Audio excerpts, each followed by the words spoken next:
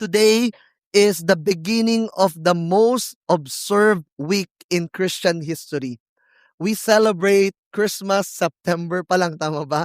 Pero alam niyo ba, if there's like important celebration in Christian history, that would be this week. And syempre po, ready na po tayong magbakasyon. Meron po bang mga team bahay lang po? Team bahay, yay! Mahal gasolina eh. Okay, dito lang po tayo.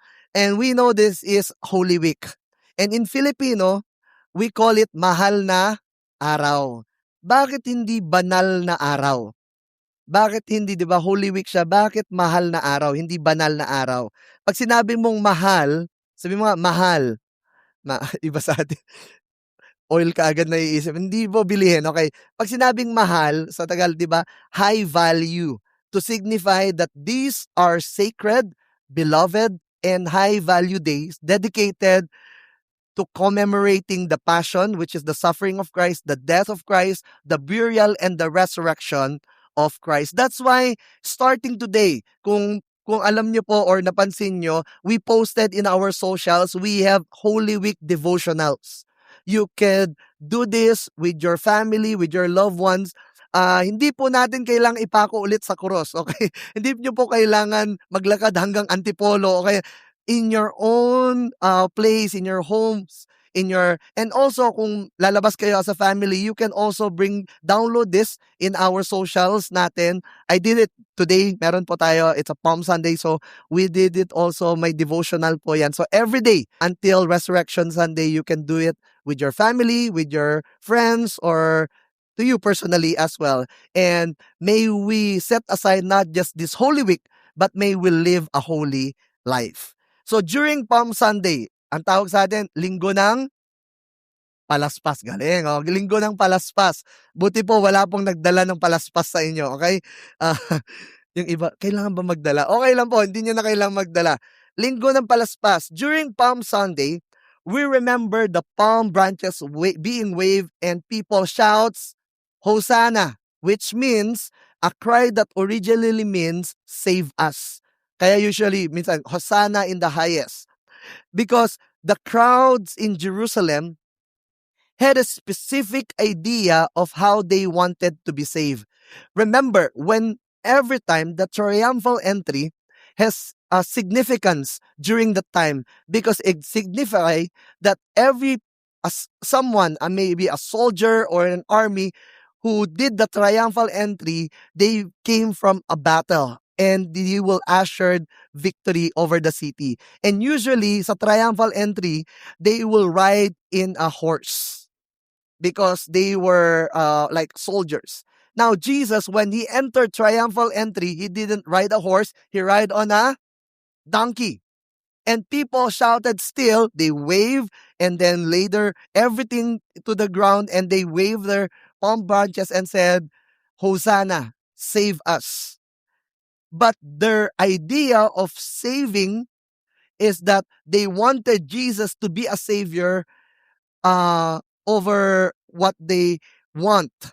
It means that they needed a political savior. They needed a political liberator, someone that will remove the Roman Empire. But Jesus came to save them, not in a way that they have in mind.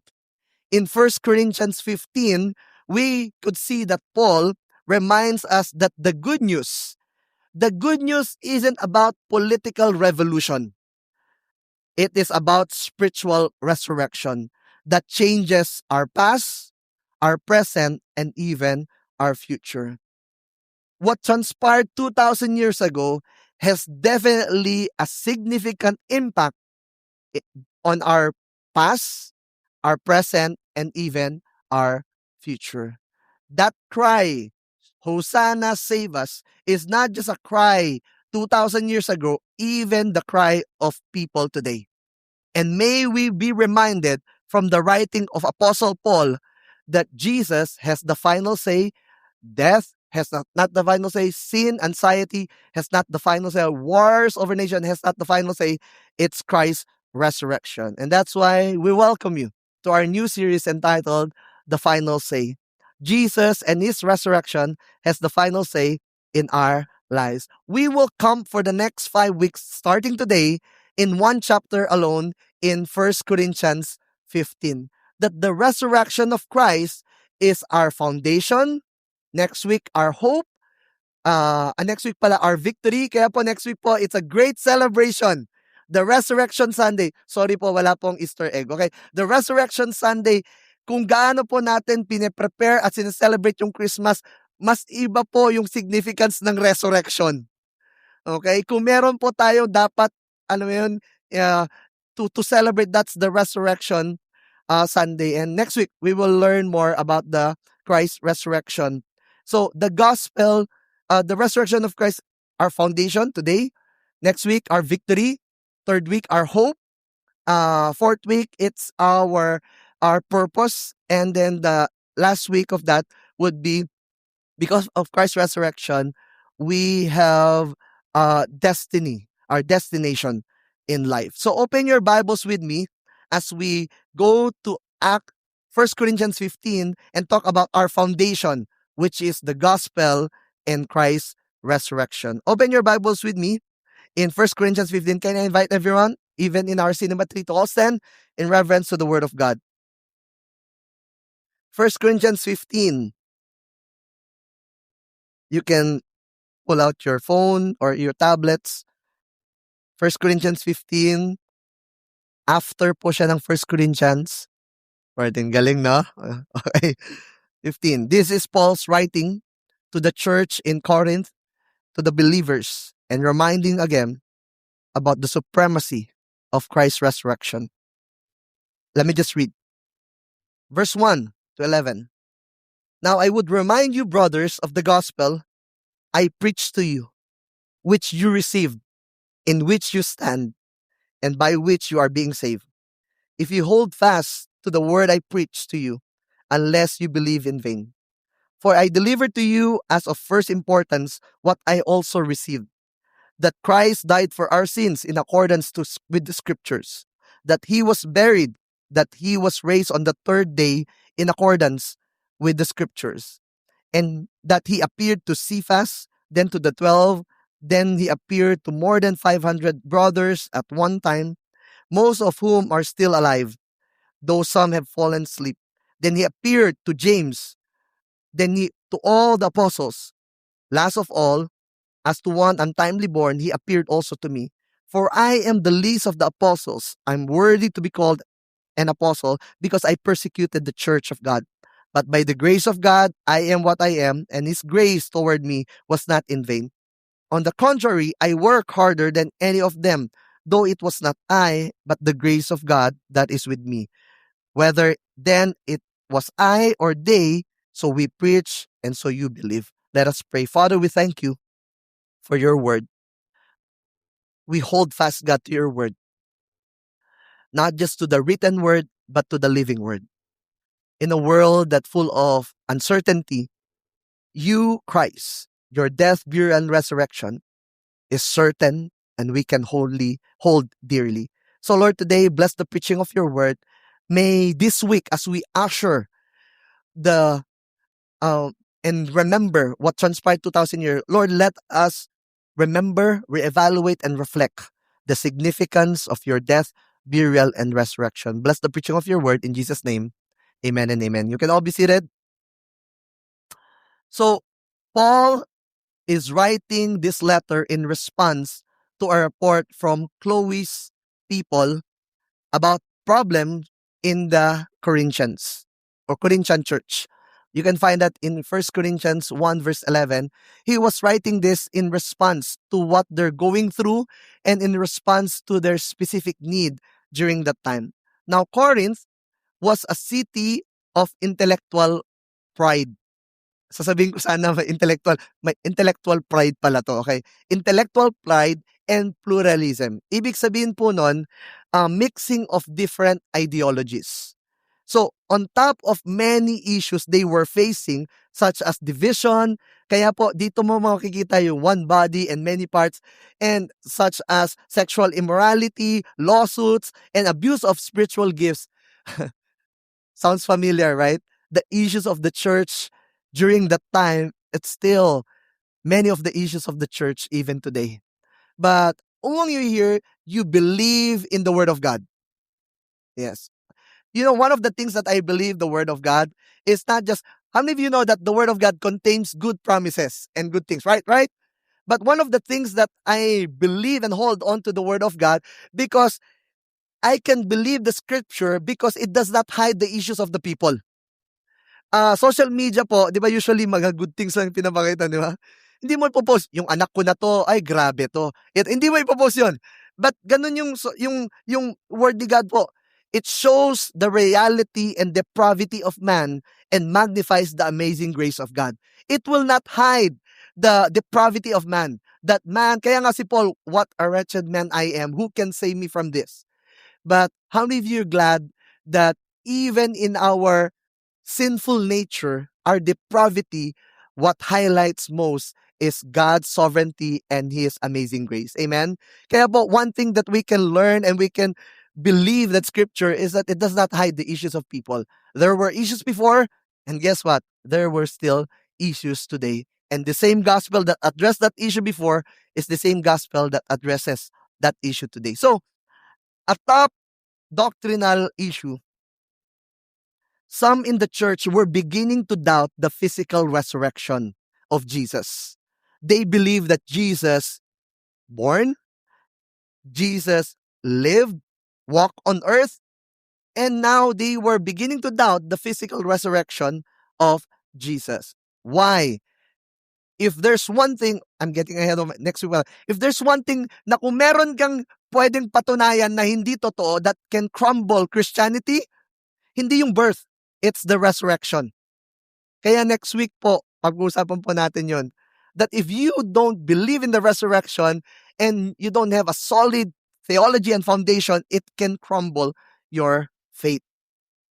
A top doctrinal about the beginning to doubt physical resurrection of Jesus. And this comes from a Greek philosophy that a belief that the soul is good, but the body is inferior or corrupt. So it's either you are, tawag dito, tricipart or dichotomy, or it means, do you believe in body, spirit, and soul / yon? Or do you believe in body, spirit, and soul? Wala po yun, hindi po yun essential sa salvation nyo, okay? So for them, they believe, how many of you here know that our spirit is important? Our soul, kaya may soul care, anxiety is real, depression is real, and that's why we need to take care of not just our body but our soul. But for them, spirit, soul is important, but body, it's para siyang it will just decay, hindi siya important. May implication yun po sa kanila. Because now that this body is not important, you can do whatever this body wants. So if this body wants to engage sexual immorality, go for it. So meron siyang implication the way they live. And Paul said, no, your body is a temple of God. The idea for them that salvation means escape from physical world. So thus, resurrection of the body seems undesirable or illogical to them. So Paul trying to address this issue towards the church and the believers during that time. So now, how do you even begin to address a situation like this? And for us, does this feel like our life now?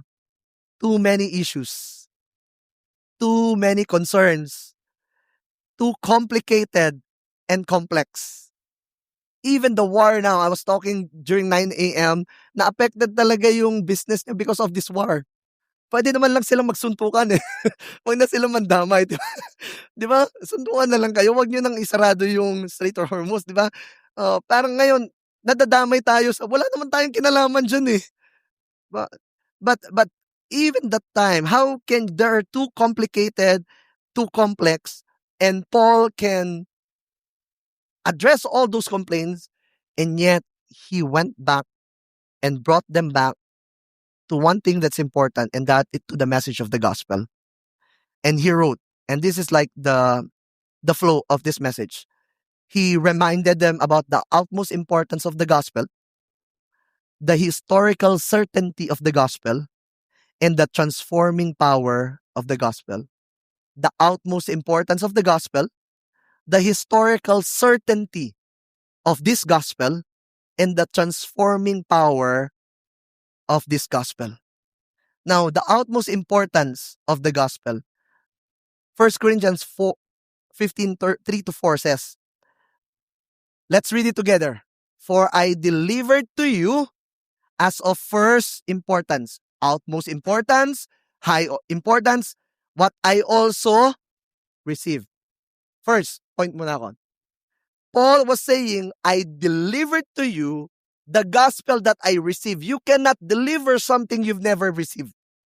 For you to deliver this message, you first need to receive it.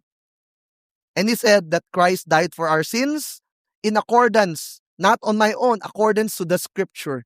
That he was buried, that he was raised on the third day in accordance with scripture. Why? Because Paul didn't see Jesus was buried.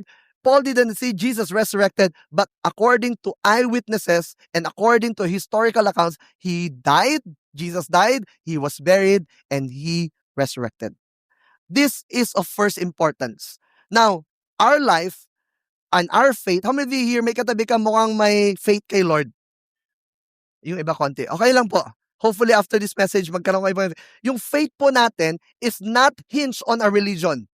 Our faith, the foundation, di ba nakakatayo po tayo kasi may pundasyon po to. And this foundation is firm. The foundation of our life, whether you're a student, you're a single professional, your family, your parents, the foundation of our faith hinge on the gospel, hinge on what the Lord Jesus Christ has done for us. This is of first importance, utmost importance, to the point where Christianity can be canceled if this did not happen. And what we're doing, lifting up our, is in vain if this did not happen. In one of our pastors' equipping, we have someone in the Holy Land in Israel, a tour guide, rabbi, a Pharisee as well, on his lineage. And he used the analogy of, he said that there are new generation of Jewish young people that they don't put their faith to the one who started everything, to the author of this book, but they just need to obey the law. Parang he used the analogy of washing machine in relation to Jewish oral laws. Ibig niya sabihin, you don't need to know the maker or have faith to the inventor of the washing machine. What you just need to do is to get the manual, read the manual, and just follow the manual. Ganun rin po sa mga appliances natin. Diba? Pag bumili ka ng appliance, appliance, hindi mo kailangan, I have faith to the one who created. Hindi mo kailangan ng faith dun sa taong gumawa nun. Hindi mo kailangan malaman kung sinong gumawa nun. Kailangan mo lang malaman, ay, nasan yung instruction, nasan yung manual, and then yun yung. So, next generation, he said, they preserve a movement but lost their Christianity or their faith. They miss out the very essence why we have this Bible in the first place. The Bible is not just for us to have something to store in mind. The Bible will point us to the person, not just to the written word, but to the living word. We can pass on good traditions, nice teachings, excellent manuals, excellent events like Go 2026, come on, like campus conference, we can pass on, and yet we can miss the point. Pastor Steve, in his book, 100 Years From Now, what would our church be 100 years from now? Victory, we're just 42 years pa lang po yung victory. But 100 years from now, what would be our church look like? I hope that we will not be known for our excellent events. I hope that we will not be known of people meeting as in a cinema. I hope that we will be people that will be sold out with the gospel proclamation and gospel believing church. And he said in his book, we want to pass on the gospel, not the tradition, not the religious activities. Have you know what really matters? Church attendance. How many of you know going to church is good? Ay, wala po. Okay, going to church. Even po yung overflow, okay, going to church, still good. How many of you know worshiping God through songs is good? Thank you to our music team. Faithful tithing is good. Ay, parang bumaba pa. Amen. Obedience to God. Praying. How many of you know praying is good?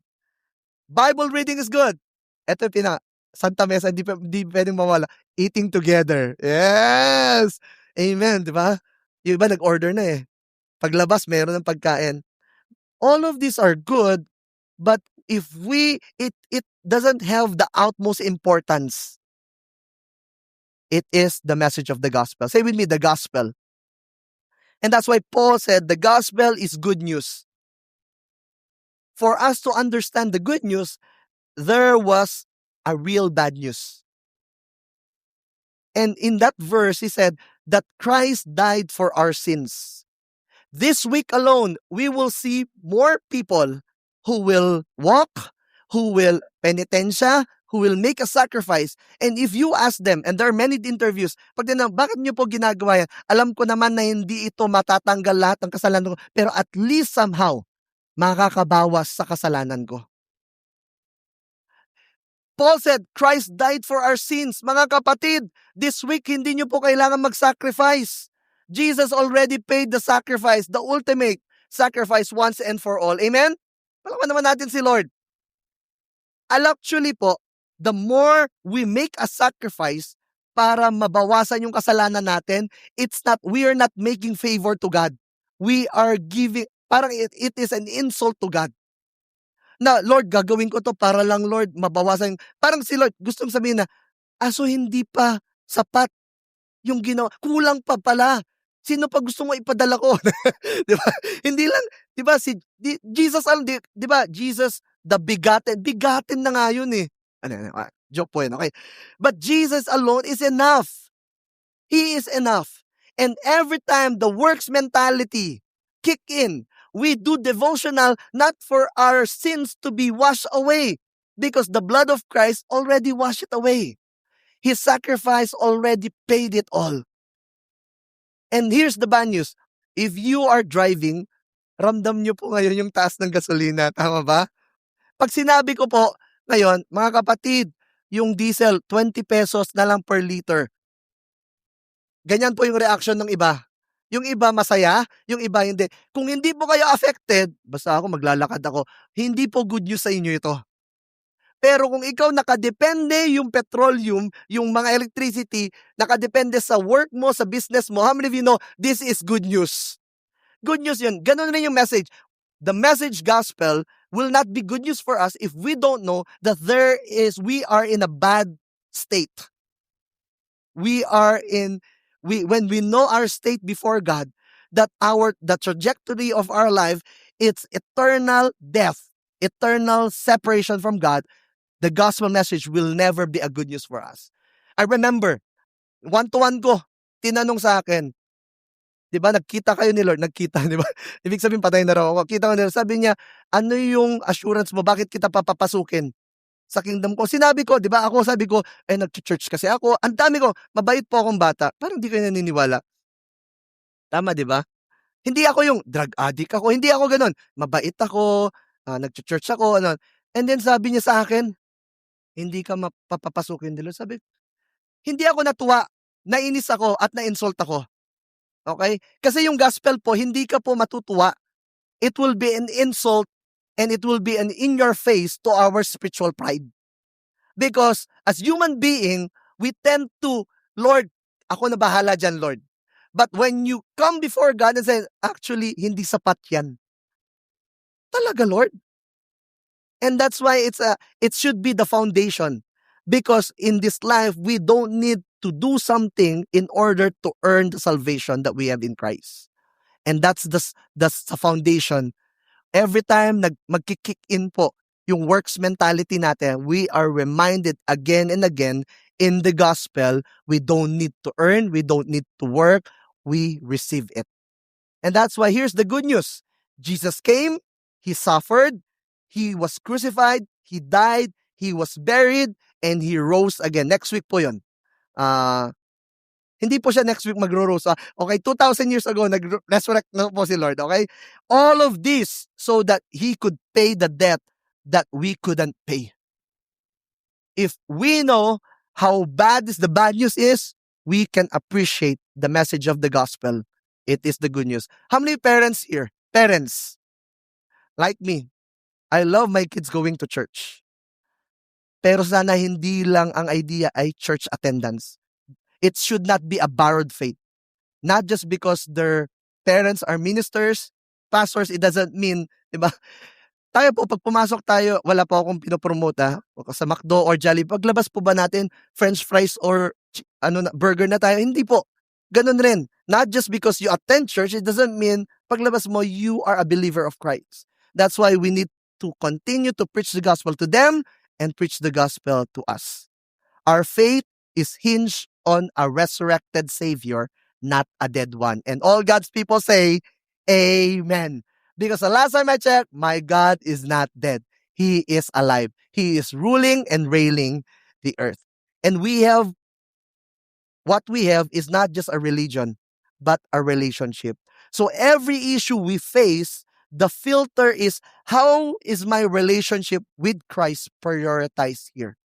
How do I respond in light of what Christ has done for me? Chris mentioned a while ago, when we know that we are secured in Christ, we know that this life here on earth is just temporary. We know that even our eternity is secured before God. Let me say, the gospel is not just the entry point, it is the foundation we stand on daily. Second, in 1 Corinthians 15:5 verse 8 says, and that He appeared to Cephas or Peter, then to 12. Then He appeared to more than 500 brothers. Di ba? Nag-ano si Lord?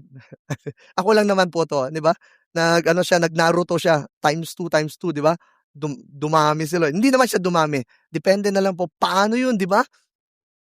500 in different places. Nakita nila si Lord. Ano ba yun? Meron, akala nung iba, parang meron bang malaking projector? But God is omnipresent.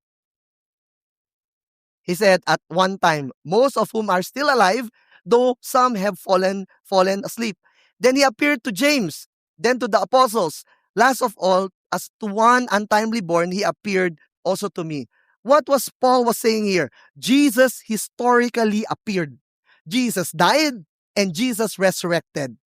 And Paul lists eyewitnesses. Ibig sabihin po ng eyewitness account, people who were there, people who experienced that.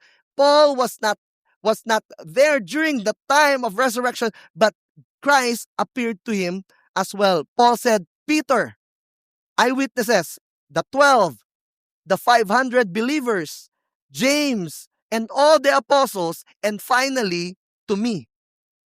And Paul was saying, Paul, ano ba gusto mong sabihin dito? He is essentially saying, if you don't believe me about the resurrection of Christ, go and ask them. Most of them are still alive. The resurrection isn't a spiritual metaphor. It happened in time and space. Therefore, this shows that the resurrection of Jesus is verified, not imagined. And that goes us to the second, the utmost importance of the gospel and the historical certainty of the gospel. That the gospel is not just a message that the gospel is the good news that God became. It's not just a message that we recite. It is an event that really happened and took place in time and space. And that's why our faith is grounded in evidence, not just emotions. I don't know if ginamit nyo na to or narinig nyo na sa iba. Di ba nag-e-exam ka? O kaya for interview, di ba? Tapos hindi ka prepared. Tapos mag-exam na tayo, prepared ka ba? By faith na lang to. Di ba may ganon? By faith. What do you mean by faith? Parang, faith is not just intellectual assent. The evidence of our faith is grounded, our faith, the foundation of our faith is grounded in an evidence, not in just emotion. I have faith in Jesus not just because, masaya eh. No, understand it. Paano pag hindi na masaya? Do I still have faith in Him? I have faith in Jesus not because the blessing is here. Paano pag wala ng blessing? Our faith is grounded in an evidence. May ebidensya po. And that's why the resurrection, when we talk about the foundation, meron naman po kayong tinitirhan na bahay, tama po? 'Di ba? May pundasyon naman po yung bahay nyo. Iba sa inyo. Okay. Alam nyo po yung hindi maayos yung pundasyon at alam nyo yung firm foundation, tama? Lagi po, hindi po natin kita yung pundasyon, pero alam natin may pundasyon yon. Pwede po natin, wag natin gawin ngayon, okay? Baka pagbayaran tayo ng SM. Pero may pundasyon po to. Same goes with our faith. Our faith is not just emotion. Hindi po to yung pag nag-e-exam ka, kaya ba? By faith na lang. Ano ba ibig sabihin mo ng by faith? Parang bahala si Batman. Hindi po bahala si Batman dito sa buhay na to. Hindi po yung, di ba, si Lord na bahala. Parang si Lord, wag mo, ako yung ganun, bakit mo tinadamay ganun si Lord, di ba? Parang di ka nag-aral tapos sasabihin mo, si Lord na bahala. Di ba, mga estudyante, di ba? Mag-aral ka naman. Di ba, ganyan, aral, tapos Lord, ikaw na bahala, Lord. So, pinressure mo si Lord, di ba, na ipasa ka, hindi ka nag-aral. Maayos na estudyante. But here, when we look at the original disciples, for them, there's no need to stay in the faith because the founder is gone. But you know that it was not about the revolution. Because Jesus is their leader, hindi ito dahil wala na si Jesus, palitan na lang natin, o ikaw na Peter, o hindi po siya pinalitan lang. Because they did not appoint another Messiah. It could have been James, the half-brother of Jesus. But it was not a revolution. They saw Him. He walked with Him. And that's the rest of history. That's why when you look at church history, the gospel is not just a good news. It happened. The message of the gospel, there was a historical account, the first archbishop during that time, and even people not just in the church, but even outside the church, people heard and people knew that someone was brought from dead to life. It was not just Lazarus. It was Christ Himself. May mga kilala po ba kayong, ang tawag nila dito, gullible? Yung madaling maniwala? Ay, hindi. Okay. Okay, yung mamaya, lilibre kita ng lunch. Parang, talaga, pati dinner. O, talaga. Wow. Actually, itong buong week, di ba? May kilala kang gullible, di ba? Parang talaga. Tapos pinagmalagay mo, tililibre niya ako. Tapos sabi mo, tignan mo siya, oh. Pero may kakilala rin kayo, ang hirap maniwala ka agad. Di ba? Alam mo, ililibre ka. Pakita mo muna. Ay, may mga ganon, di ba? Alam mo ba, ito na, pakita mo nga. If there are people na mahirap maniwala, una si Paul yun. Paul is not the type of person who stays in a belief unless he is 100% sure it is real. Same with James. Nako, ito si James, half-brother of Jesus. Imagine mo, sabay kayo lumaki, tapos sasabihin ni Jesus sa'yo, I am the Messiah. Parang, tapos sasabihin niya rin, ako rin. Di ba? Di ba? Imagine mo, kasabay tayo maglaro, kasabay tayo. Kaya, even until the end, possible na di mo masyado naririnig si James eh. Pero alam mo yung, sige na, alam mo yung, sige na nga, maniwala na muna tayo. Parang ganun. Pero something happened into the resurrection that it had a revelation for him that he truly is the Son of God. And to top that, he wrote a book, the book of James, that faith is not just mere words, there should be an action to it. Because someone who definitely experienced the resurrection of Christ, that historical, na totoo talaga na nangyari, definitely made an impact to him. His resurrection is real. Amen? His defeating death is real. Jesus saving is real. Let me just submit to you. Our worst fear has been addressed. Our most hopeless situation has been solved. Historically, We've seen that Christ died, he was buried, and on the third day, he rose again. Death has not the final say. Sin has not the final say. Christ and his resurrection has the final say. And last, verse 9 to 11, it says, "For I am the least of the apostles, unworthy to be called an apostle, because I persecuted the church of God. But by the grace of God, I am what I am, and his grace toward me was not in vain. On the contrary, I work harder than any of them, though it was not I, but the grace of God that's with me. Whether then it was I or they, so we preach, and so you believe." Paul realized his shortcomings once again, but ends up relying on the grace of God. Listen to this. The more we know God, the more we encounter the bigness of God, the more we encounter the transcendent God the more we see how small we are and how unworthy we are and how sinful we are. The more we encounter the righteousness, the holiness of God, the more we see, Lord, grabe, save me from this. Lord, be merciful. Lord, be gracious to me. And that's why Paul was so overwhelmed when he encountered. Paul, para siyang tinamaan ng gospel and ng holiness ni Lord, yung intellectual pride ni Paul. And not just his intellectual pride, and even his spiritual pride. And even today, many of us, the gospel is not just the entry point. The gospel is something that we stand on every day. And we preach the gospel every day. Where we are today, minsan 'di ba may testimony ka, 'di ba? Grabe, papatotoo lang ako sa ginawa nila. And then mag-e-end up yung testimony about, so ikaw na. Ikaw na yung magaling, 'di ba ganon? Parang 'di ba dapat ang testimony hindi ikaw yung highlight.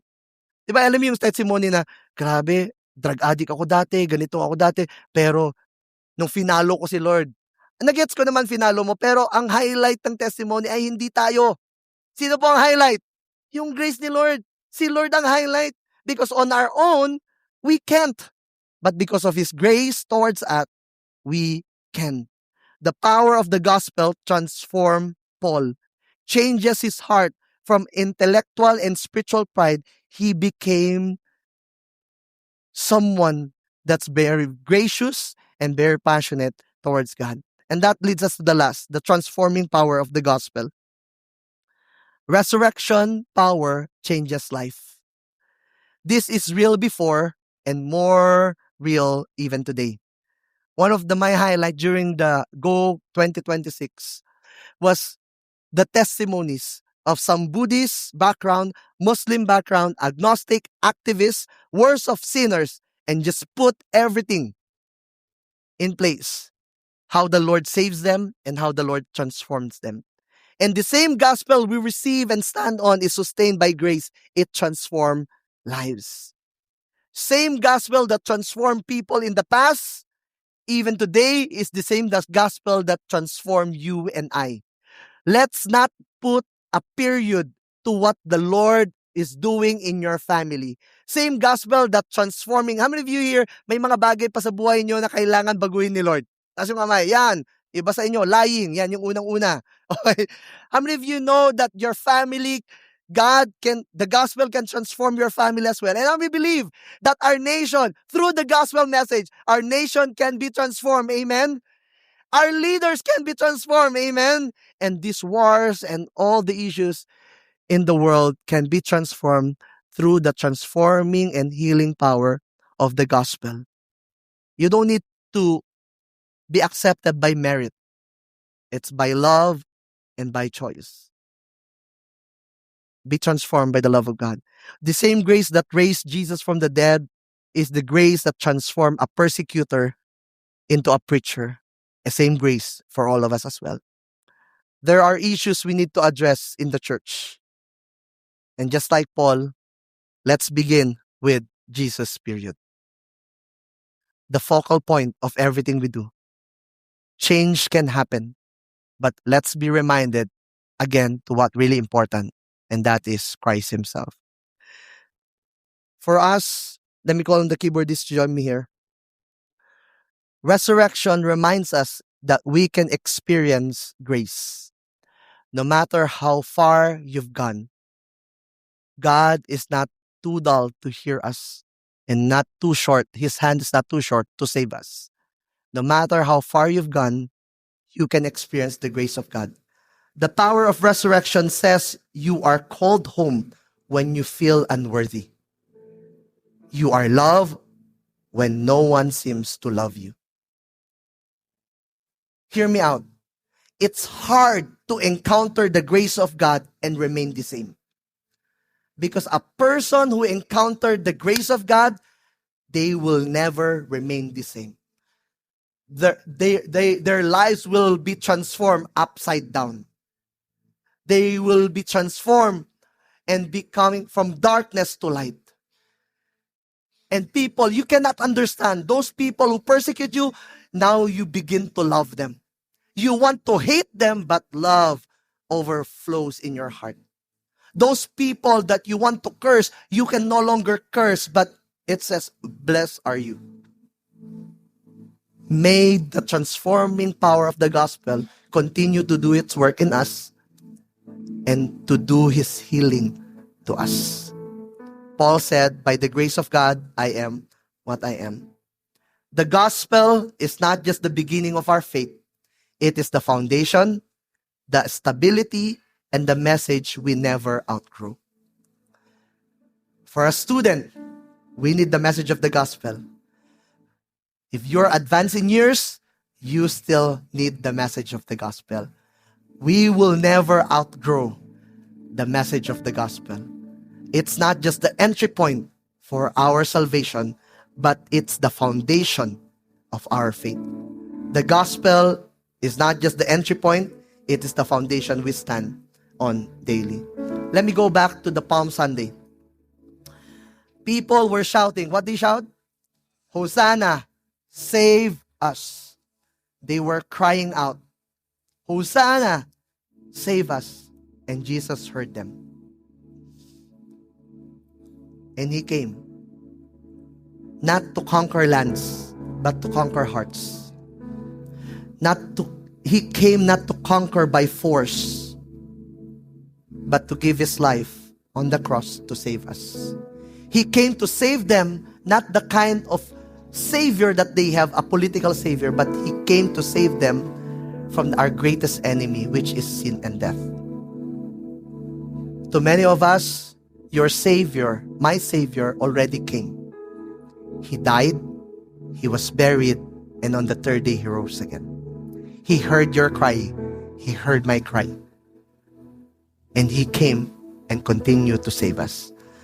To wrap up my message, let me say, Jesus came to save us from our sins and transform us into His likeness. And this is the foundation of our faith, the message of the gospel. He came to save our sins and transform us into His likeness. How do we respond then to this truth?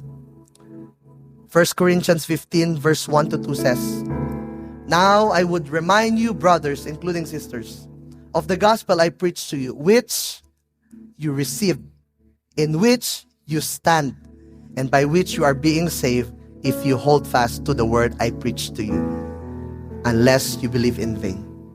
How do we respond? Receive it. Receive the message of the gospel. Later, I'll give some of you opportunity to receive the gospel. For those of you who receive the gospel, stand on it. It's your firm foundation. And hold fast to it.